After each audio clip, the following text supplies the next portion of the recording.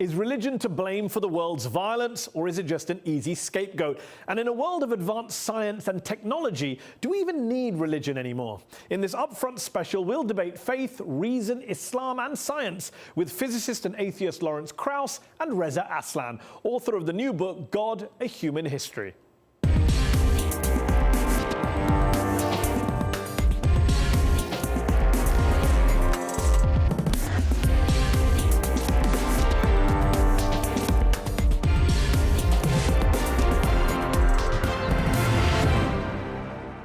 Is religion a force for good or evil? A controversial question, I know, but one you just can't avoid in the modern world. From violence and terror to gender equality to science, reason and education, the faithful and the faithless tend to repeatedly clash over whether religion is a net positive or negative, whether it helps humanity more than it hurts it. Joining me today to debate all this on a special edition of the show are Reza Aslan, a scholar of religion and best-selling author. He just released his latest book, God, A Human History, and from Chicago, Krauss, a theoretical physicist, atheist and best-selling author of numerous books on science, including his latest offering, The Greatest Story Ever Told So Far. Thank you both for joining me on Upfront. Reza, let's start with you. You've got a new book out, God, A Human History. You're a Muslim, you're an academic, someone who studies religions up close and personal. What conclusions have you arrived at over your life and your career, dare I say, over whether religion is a force for good or evil, a positive or a negative? It's both. I mean, religion is both a force of good and evil because religion is a man-made institution and human beings are both good and evil. And so I don't know why it would come as a surprise to learn that the religious institutions that we create can also be responsible for profound acts of good and compassion and positivity, and for equally profound acts of violence and bigotry and hatred. But you're a believer. You as a person. I believe in God, yeah, yes. So belief, if a world without belief, a world without faith, let's put organized religion perhaps to one side, would that be a better world? There's a lot of people who say if there was no religion, the world would be a better place. Is that a view you share? Well, whether it would be a better or a worse place is in some ways irrelevant because of the fact that faith is deeply embedded in our cognitive processes. It's a part of who we are. It's a mode of knowing. It's an emotion. It's an emotion like any other emotion. It's not rational, it's experiential. To say that we could simply remove faith from society, I think, is to misunderstand what faith actually is. Krauss, you're an outspoken writer on this issue. You're an atheist yourself. Not all atheists have a negative view of religion, but the new atheists, and some would put you in that camp, are often seen as anti-faith, hostile to faith. Do you believe that a world without religion would be a better place?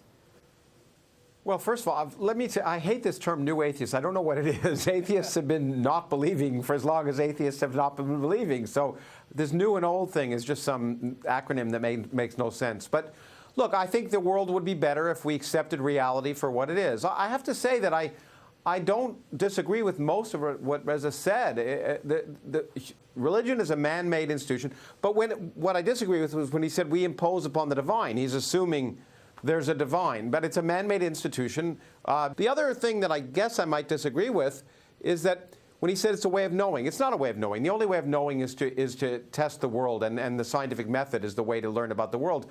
Revelation has never revealed anything true about the world. But whether religion, if we look at the history of things, he's absolutely right. Religion has done good things, religion has done bad things. One of my favorite lines comes from a colleague of mine, a physicist, Steven Weinberg, a Nobel Prize-winning physicist, who said there are good people and there are bad people. Good people do good things, bad people do bad things. When good people do bad things, it's religion. Is there a sense that in 2017, with all the science, you're a scientist, with all the science, technology, education we have now, is it your contention that we have or should have outgrown religion? Well, I was surprised by it. When I was a young person, I thought by now we would have outgrown religion because, let's face it, the evidence of science is that there's no evidence for anything, for any purpose to the universe, any divine inspiration. There's no evidence, and therefore that's not true. It is surprising. And if you look at the first world, at least, it is true that whatever the noise that's happening in Congress or the president or anything else, the number of people who define themselves as having a given religious faith has been decreasing monotonically over the last 30 or 40 years. And most people, and I think maybe Reza will agree with this, most people who define themselves as religious actually don't buy any of the doctrines of their, quote, religion.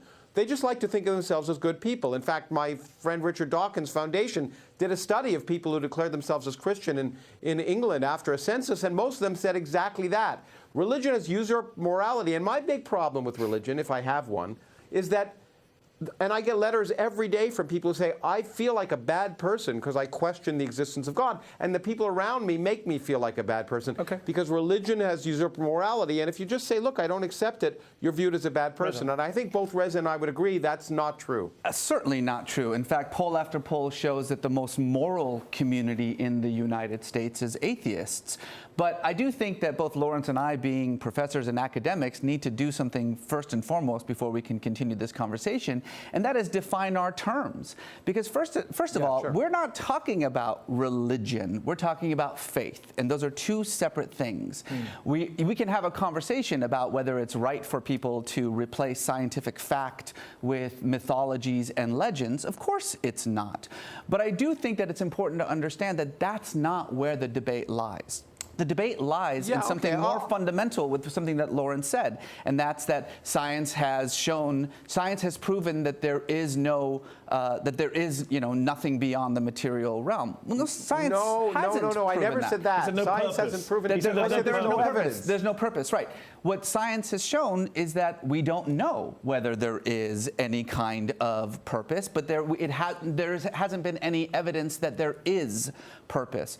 But of course, that doesn't mean that and it isn't particularly useful. In fact, I'm not an anti-theist, and I think many, quote, new atheists are not atheists. What, if anything, I'm an apatheist because religion never comes into the question. The language we often hear in this debate is we hear about religious fundamentalists, Sure, bad, religious moderates, good. Well, maybe they're not good either. I'm just wondering, first of all, Reza, do you identify with either of those terms? And how would you unpack? Do you see a distinction between moderates and fundamentalists? We hear a lot about fundamentalism.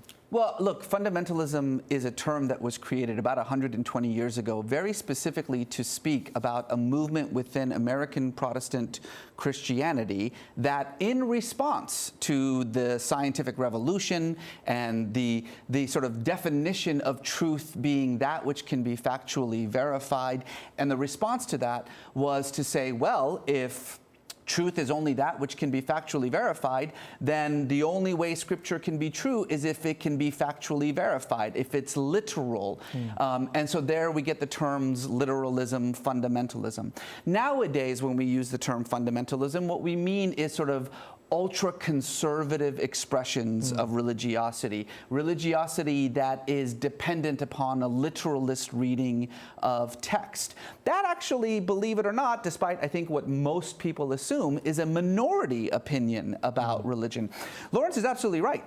Many, in fact, I would say the majority of religious people do not take their religious doctrines,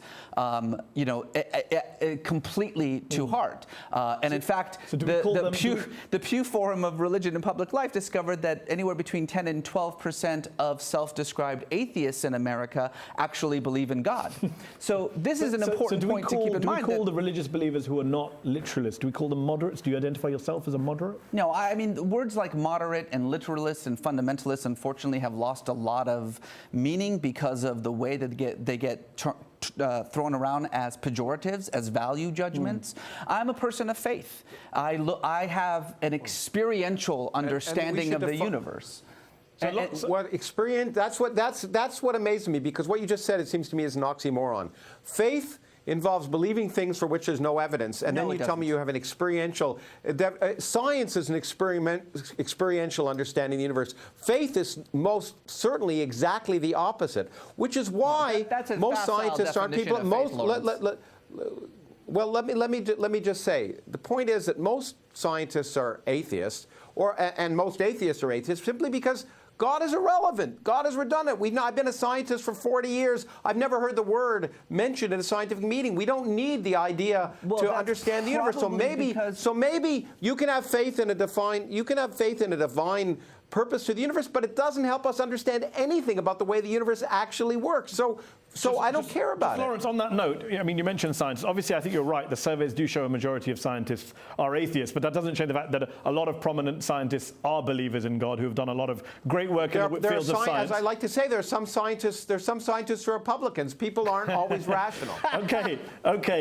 But here's my question on that note about the religious folks, because I mentioned fundamentalism. Is your problem as an atheist with the religious fundamentalists who kind of Reza outlined, who he says are a minority, or is it with all religious folks? Because a lot of prominent atheists have come out and said that moderates are worse than fundamentalists because they act as apologists for the fundamentalists. They act as cover for the fundamentalists. What's your position? I don't like labels either, as well as Reza. I think the point is, my problem with religion is I generally think that fundamentalism or not, that religious institutions have not only usurped the notion of morality, but on the whole, promulgate ideas that are not useful and often harmful for people, and take many people, many people who simply want to ask questions about the universe and make them feel bad, and moreover elevate certain ideas as sacred and without question. And there should be nothing sacred in a democratic society. True. Everything should be subject to question and ridicule, from religion to sex to politics. And science. Okay. And what I would say, just to and science, Yeah. but that's what science is based on. We all question each other. We don't wear robes and agree to. You didn't quite answer my question, which is, when I say to you kind of religious folks in general, religious people in general, do you see them as less culpable for the kind of sins or crimes that you ascribe to religion, or do you see them as just as bad as everyone else, as the quote-unquote fundamentalists, literalists, extremists, whatever word you want to give? I'm just trying to nail down what you think of religious people as a whole. The point is, you think I'm complaining about people. I'm not complaining about people. I'm complaining about ideas. There's a very different thing. I get that. There with are respect, but wonderful my question is religious about people. There are crappy religious people. My question about people. Oh, look, you can't generalize. Okay. I don't think you can generalize. Individuals act in a certain way, and as I say, we all believe 10 impossible things before breakfast just to get you believe you love your wife, or you love your job, or you love coming on this program, or whatever it is. I'm sure you both have that. So and I do, and I really do. But what I'm saying is that, I think to generalize about people because of how they identify themselves is kind of naive and facile. You say naive and facile. Just to be clear, I'm only mentioning it because a lot of prominent atheists, new atheists, I know you don't like that phrase, have in fact attacked people and said moderates, so-called moderates, are apologists for the extremists. So I'm just checking. I spent a lot of time with my friend Richard Dawkins. I don't want to put any words in your mouth. I think you're putting people. I think you're putting words in people's mouths. I know my friend Richard Dawkins takes. No. Your friend Richard Dawkins. Sorry, Lawrence. Richard Dawkins said, and I quote, in 2014, I know he's there is a sense in which the moderate, nice religious people, nice Christians, nice Muslims, make the world safe for extremists. Is that your view? There is a sense in which it's true. There's a sense in which it's not true, too. But there's a sense by accepting this nonsense, this doctrinal nonsense, and by refusing to say, look, I have faith, but you know what? When someone blew a horn, the earth didn't stop. There wasn't a virgin birth. All of these things. In our society, we accept this nonsense and we agree not to talk about it as if it's nonsense. And doing that, I do think, makes the world more safe for fundamentalists. That is a coherent position. If you believe it's nonsense, then of course anyone who believes in that nonsense is culpable for it. That's right. But once again, I think, and actually Lawrence did a very good job there of differentiating between faith and religion. In fact, he said we believe 10 ridiculous things before breakfast. One of them being is I love my wife. That's a perfect example of what I'm talking about. Faith is the same exact emotion. I happen to love my wife in case she's watching. Everything's fine. We all love our wife. Everything's fine, honey. Yeah. I'm going to bring it back to the subject. I'm going to bring up the subject and ask you first of all, Reza, on the subject of fundamentalism. Mm-hmm. The religion these days most associated with fundamentalism is Islam, rightly or wrongly, in terms of what's going on in the Middle East, in terms of terrorist attacks, in terms of issues of gender, etc., etc. Do you accept that the religion of Islam, out of all the religions right now being debated in the world or covered, is the religion that most people are most worried about, and people are kind of right to worry about it because it is intruding into everyday life in a way that other religions perhaps aren't? I think that most definitely people should be worried about religious acts of violence, because religion does lend itself to those kinds of acts, as does any other ideology. But if you're going to blame religion for acts of violence in religion's name, then you have to be willing to blame nationalism for fascism. You have to be willing to blame socialism for communism. These are simply man-made. These are man-made ideologies. I think you're making. Please let me. Well, they're all man-made ideologies. Please, one moment. These are all man-made ideologies, all of them predicated on absolutism of one sort or another. And any kind of absolutism is a dangerous ideology, and it can be used for good before I go to Lawrence bad. to respond to that point, just on, so do you Now, accept that Islam, do you accept do you think that people are right to put Islam at the top of that list of ideologies to be worried about? Right. So what you're asking is there something exceptional about Islam that makes it more likely in the current era? In the current era? Yeah. I mean, I think that it's certainly true. I think it's certainly true that when one looks at large parts of the Middle East, what you are seeing is Muslims engaged in acts of violence and conflict. That's absolutely true. But whether that means that there is something inherent within Islam, its texts, or its ideology that lends itself to that violence more so than, say, Judaism or Buddhism or Hinduism is false simply by the fact that we have Buddhist violence and Christian violence and Jewish violence. Lawrence, let me jump in finally. Okay, look, I think the point is that, and there's some of what Reza said is accurate. I think that. Oh well, thank you, Lawrence. Some small percentage. The point is that there's lots of religious violence, and I don't think, and I am not. I don't define myself as a theologian, although I've read all the scriptures of both books. I think the Old Testament is full of violence and just as miserable as the Quran is. I think I said in this program before, they're all equally violent and miserable if you actually read the scriptures. They're not guides for good living. But the real concern, I think, is that for one reason or another, and I think it's just historical, the Quran is taken by many Muslims to be literal, to be sacred, to be not touchable. The Bible isn't anymore. My big problem with Islam right now is that people take the Quran as if it is meaningful, worthwhile document, and it's no more meaningful or worthwhile than the Bible. And I think many Christians and Jews now say, you know what, I'm a Christian Jew, but I look at the Bible and I say, I pick and choose what I like. It's a very fair point. No, it's not a fair point. It's not a fair point. You can say why it's unfair in a moment. It's an amateur theologian's point of view. Before you make that point, before you say why it's an amateur point, I think it's a fair point. I'm going to ask Lawrence this question. Deal with the earlier Reza point, which is that you can't just blame religions for war. Man goes to war for all sorts of ideologies, and you pick unfairly on religion. Of course. World War I, World War II, the Cold War. None of that had anything to do with religion.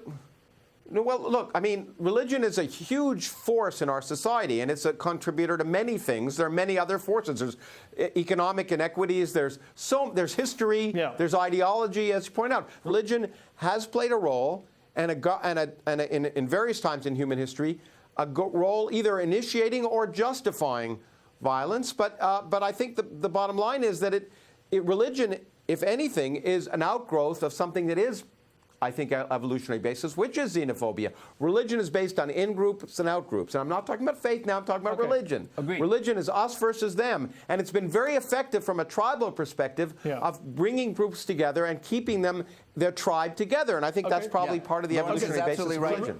Religion is first and foremost a matter of identity, not a matter of beliefs. So that's what you agree on. What do you that's disagree on versus the Quran being a book that's viewed as an infallible text in a way the Bible isn't today? Well, so Lawrence said, he admits that he's not a theologian, but he's read scriptures. I'm not a cosmologist, but I've looked at the stars. But I will say that... That's a very different thing. But I will say this.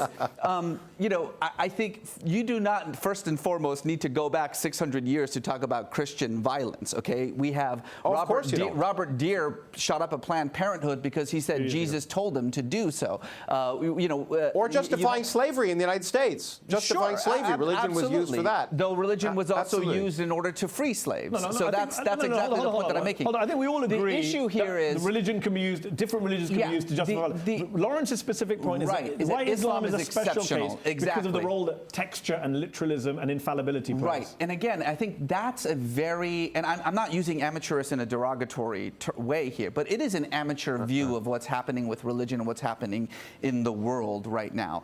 Every religion, every text has verses that promulgate peace and love and compassion, and verses that promulgate violence and destruction. That's the whole thing about religious scripture, is that it's infinitely malleable. I understand why a lot of Americans, particularly liberal, educated Americans, would say, well, Christians read their scriptures differently because I feel that's the case because of what I see in the media. But it's not true. The truth of the matter is that how you read a scripture has everything to do with who you are and very little to do with the scripture itself. Lawrence, let me ask you this question. Well, no, but very there's briefly, studies that show that Muslims simply don't believe the doctrines of the religion, and that I don't think those studies are the same in Islam. But you what were you also going to live ask? in a country, Lawrence, you also live in the United States, where there are a lot of Christian literalists who did help elect the president of the United absolutely. States. There wouldn't be a president of the United States without those Christian evangelicals. But we're running out of time. Which shows that they don't. By the way, which shows they don't believe in the scriptures, because if they did, they wouldn't have elected Donald Trump. Okay. But yeah, go on. Reza, you're clearly someone who has no problem signing up for what modern science believes about evolution. Absolutely about not. all sorts of other controversial issues. But the reality is that a lot of religious believers don't sign up to things like evolution, don't have a problem with a lot of core tenets of modern scientific theory. How do you resolve that issue? We hear a lot about science versus religion. I don't resolve it. And people believe what they want to believe. People but that's can not necessarily believe a good thing. They can believe. That's not necessarily a good thing. Yes, but if an entire generation of people bring up their kids to believe anti-scientific things, that's not in the name of religion. That's not a good thing. You wouldn't be pro that, are you? Absolutely. Look, believing anti-scientific things, I think, is incorrect. Which is a reality in the religious world. But the thing, yes, it is a reality in the religious world, but it's not the reality in the religious world. Most Americans believe America is the greatest country in the world. It's not. Look, that's just a false belief. It's what they against do that science. counts. But what I would say is this. I think what we need to do is provide greater religious literacy, greater education about the religions of the world, about the way that religion is a historical and phenomenological thing to discuss and experience. We also need to have conversations that separate religious belief from just faith in itself. Lawrence is right that religious identification is on the decline, but you know what is not on the decline is actually belief in God. Spiritualism is not in decline. Religious identification is. I agree with you about literacy. I think literacy is a great thing. We should all be literate about many more things. I'm much more concerned about scientific literacy. Let me ask you this. Do you agree with Reza on the spiritual point? Reza made a point that, that belief is not going down. Because it's interesting, because you mentioned polling earlier. I do want to end this by asking, which of you is on the right side of history, regardless of whether God exists or not? Well, which way humanity is going? Spirituality. You know what? I love the spirituality of science because it has one significant advantage. It's real. And so when I look at a Hubble Space Telescope picture, I experience awe and wonder about the real universe. I hear people tell me, I'm not religious, but I'm spiritual. And usually that means that they haven't thought about the issue. And I think the important thing is for you to essentially figure out a way to reconcile what you see as real with your subjective experience of what that real thing is. And so again, I love being wrong. That's why I'm a scientist. No, but I love being the universe proving me wrong. Hold on. As an atheist, you never said, I don't know whether there is a God or not. You said there is no God because there's no evidence for it. An atheist says, I said there's no evidence. Yes, an agnostic says there's no evidence. An agnostic says, I don't know. I don't want to end the show on what's an atheist or agnostic. I do want to end the show by asking you to look in your crystal balls. I can't claim there isn't divine purpose to. I've never claimed that I can say there's not divine purpose. Fair enough. Let me ask you both to look in your crystal balls and say this. 10, 20, 30 years from now, are we going to have fewer believers in the world? Do we think belief is on a downward trajectory? Do we think religion is, quote unquote, dying out? Are we outgrowing it or not? No, we're not outgrowing faith. We're not outgrowing belief. Because here's the thing, is I think a lot of people, and perhaps Lawrence is one of them, seems to believe that science can replace faith. That if we can prove certain things, then people will stop believing in them. But the fact of the matter is that religion has always been in a state of evolution. When we discovered that the earth was not the center of the universe, Christianity didn't go away. It just absorbed that information and continued. If aliens suddenly appear right now in front of us, and say, hello, we're from another planet. It's not like religion will simply go away. We'll accept that knowledge and we'll move on. Last word to you, Lawrence. Okay. Well, first of all, I generally don't make predictions about anything less than 2 trillion years in the future for many reasons, not least because none of us will be around to talk about it.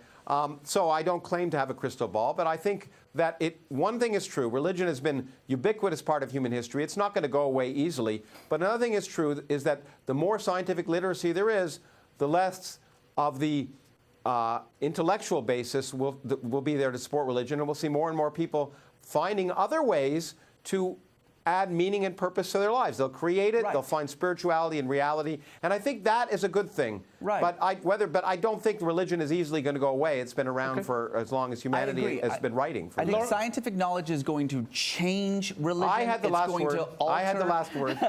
Scientific knowledge is going to change religion. It's going to alter religious people, but it won't make it go away. Lawrence Krauss, Reza Aslan, we'll have to leave it there. Thank you both for coming on this special edition of Up Front. That's our show. Up Front will be back next week.